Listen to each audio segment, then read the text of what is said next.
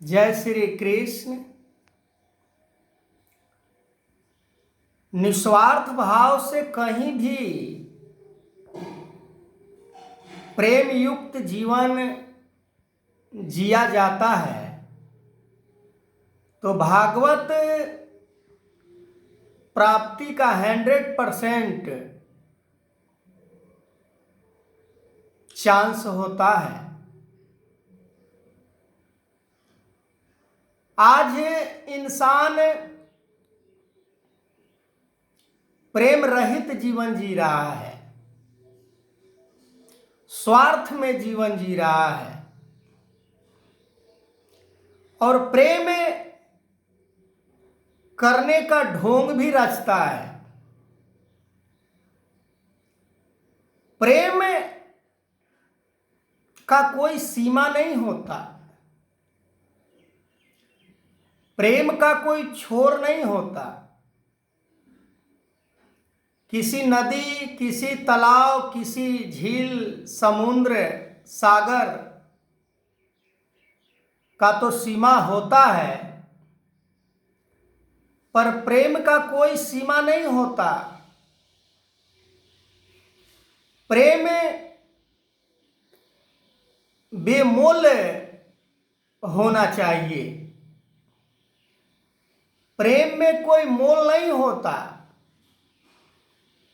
भगवान कृष्ण अर्जुन से निस्वार्थ प्रेम किया करते थे, पर अर्जुन के मन के अंदर निस्वार्थ प्रेम नहीं था। कभी कभी अर्जुन के मन में शंका उत्पन्न हो जाता था भगवान कृष्ण के प्रति। क्या वही शंका हमें भी इस संसार में परेशान तो नहीं कर रहा? भागवत प्राप्ति यानी भगवान की प्राप्ति के लिए निस्वार्थ जीवन बड़ा कठिन जीवन होता है। अपने स्वार्थ की पूर्ति तो हर कोई कर लेता है,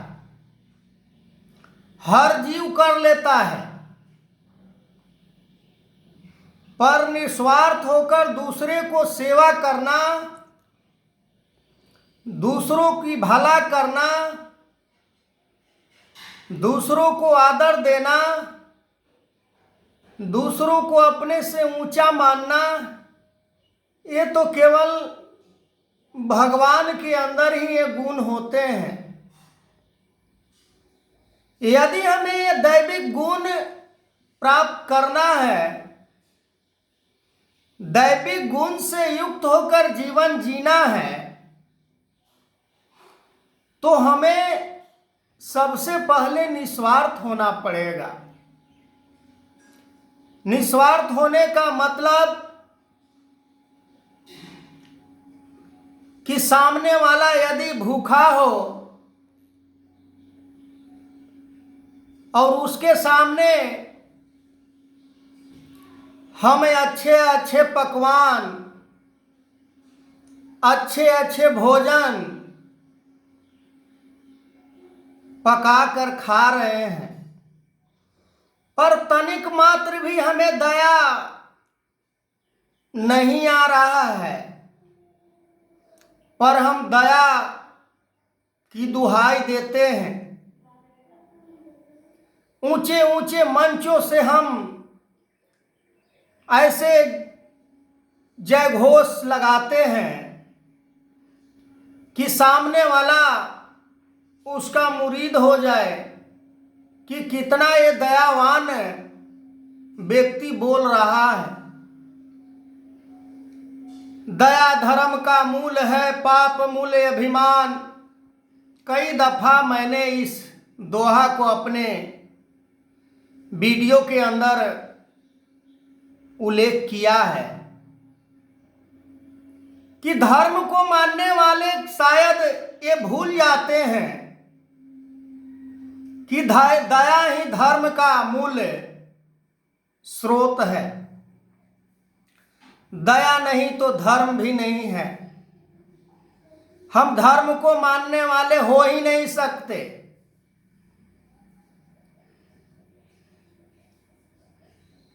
रुपये पैसे धन दौलत के लिए किसी से नफरत, तो किसी से बैर, तो किसी से घिनना, तो किसी से दूरियां बना लेना, ये धर्म का परिभाषा नहीं है। भगवान राम ने भरत को ये बात को बोले थे कि प्रेम किया है पगले तो बेमोल बिक जाओ। प्रेम में कोई मोल नहीं होता। हम आज किस प्रेम की बात करते हैं? हम आज किस धर्म की बात करते हैं? स्वार्थ में कभी किसी का भक्ति शायद न हुआ है, न हो सकता है। ताजमहल का जो ऊंचाई है वो कुछ दूर से ही दिखाई देता है उसके इर्द गिर्द जाने पर। ठीक उसी प्रकार परम पुरुष जो धर्म के अनुष्ठान में जुटे होते हैं, धर्म की स्थापना के लिए निरंतर प्रयास करते हैं, धर्म के रास्ते पर चलने और चलाने का प्रयास करते हैं, वो शायद ताजमहल से कम खूबसूरत उच्च जीवन उससे कम नहीं होता। श्रेष्ठ पुरुष का आचरण, श्रेष्ठ पुरुष का कर्म को देखकर लोग उससे कनेक्ट होते हैं कि हम भी उसी के जैसे कर्म करें। पर श्रेष्ठ पुरुष ही स्वार्थी हो जाए, श्रेष्ठ पुरुष ही कपटी हो जाए, श्रेष्ठ पुरुष ही लालची हो जाए, श्रेष्ठ पुरुष ही हर अवगुण को रखने वाला हो जाए, तो फिर साधारण पुरुष के लिए क्या बच जाता है?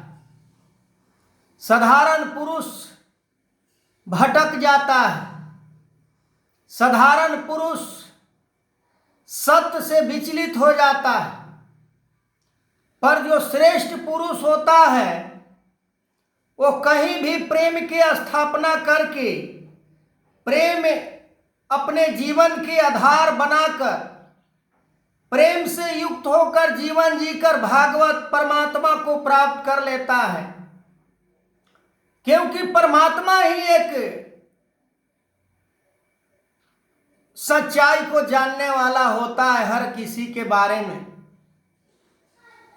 बाकी किसी के बस की बात नहीं है। आज इस कलयुग के अंदर, कलयुग के तो भगवान ने बड़ा श्रेष्ठ व्याख्या की थी कि कलयुग में भक्ति करने का आसान तरीका, भागवत प्राप्ति का आसान तरीका मैं जीवों के लिए लेकर आऊंगा। और वास्तव में आज दिखाई देता है कि कितना आसान आज परमात्मा की प्राप्ति सतगुरु ने किए हैं। कलयुग केवल नाम आधारा, सुमिर सुमिर नर उतरहु पारा। हमें हर किसी से निस्वार्थ होकर प्रेम करना आ जाए तो सुमिरन ऑटोमेटिक निरंतर होता है। खाते पीते उठते बैठते आते जाते हम शौच रूम में भी होते हैं तो सुमिरन होता है, आसरान रूम में भी होते हैं तो सुमिरन होता है। पर कैसे? निस्वार्थ होकर, समर्पण होकर। दया प्यार से युक्त होकर दिखावा करने की ये मानव जीवन नहीं प्राप्त हुआ है। अच्छे वस्त्र को धारण करके किसी को दिखा दिया, अच्छे इमारत बनाकर उसमें रहकर किसी को दिखा दिया, तो उससे कोई महत्व नहीं है इस जीवन को। ये जीवन परमात्मा को प्राप्त करने के लिए मिला है। बाकी ये शोभा के पात्र नहीं है ये जीवन। इसको ला कितना भी कुछ हम श्रेष्ठ से श्रेष्ठ वस्तु इसको हम प्रदान कर दें, पर इसे कोई फर्क नहीं पड़ता। पर परमात्मा सदियों से निरंतर एक रूप, एक रस, एक रंग रहने वाला का महत्ता कभी कम नहीं हुआ। आगे मैं इस वीडियो को कंटिन्यू करूंगा। तब तक के लिए जय श्री